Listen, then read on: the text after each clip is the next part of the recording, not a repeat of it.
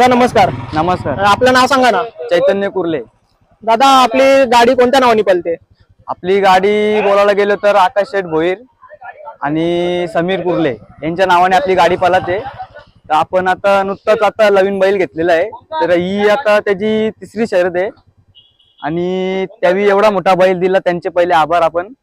कारण की आपला पैरा झालेला पण आपण त्यांच्या इच्छा आहे आपली की त्यांच्या गालात पळावा म्हणून आपण एक पळवला आपण. दादा आपण बघतो आज बैलगाडी क्षेत्रात शब्दाला महत्व आहे, शब्दाला किंमत आहे. आपण स्वतःचा पैरा तोडून आज छोटा लक्ष्या बघितलं, चिंचवलीचा छोटा लक्ष्या ज्याचा गुलाल खूप मैदान झाली पडत होता, पण तुम्ही त्याचा विचार नाही केला, तुम्ही त्याला पैरा दिला. काय बोलाल?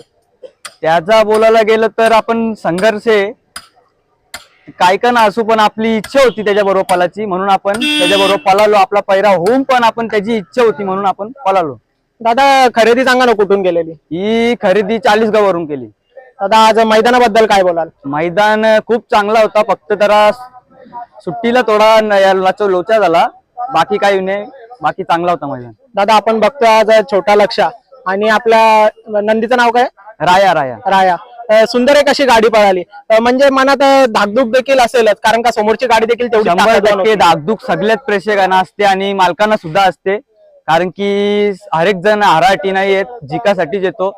खेळ येऊ हारजीत होत राहते. आपण बघतो दादा छोटा लक्ष्या आणि राया एक सुंदर गाडी पळाली. आपण छोटा लक्ष्याचा देखील संघर्ष बघितलाय, तरी पण तुम्ही त्यांना आज नंदी दिला. अक्षय दादांचे काय आभार मानाल? त्यांचे तर आभारच आहेत. पहिली गोष्ट म्हणजे त्यांनी एवढा मोठा बैल आम्हाला दिला आणि आमचा बैल तर लवीनच आहे, असं पण नाही का मुंबईमध्ये पालालाय ना टॉप घेतलाय. लवीनच बैलाला त्यावेळी एवढा मोठा बैल दिला, त्यांचे पहिले आभार मानतो.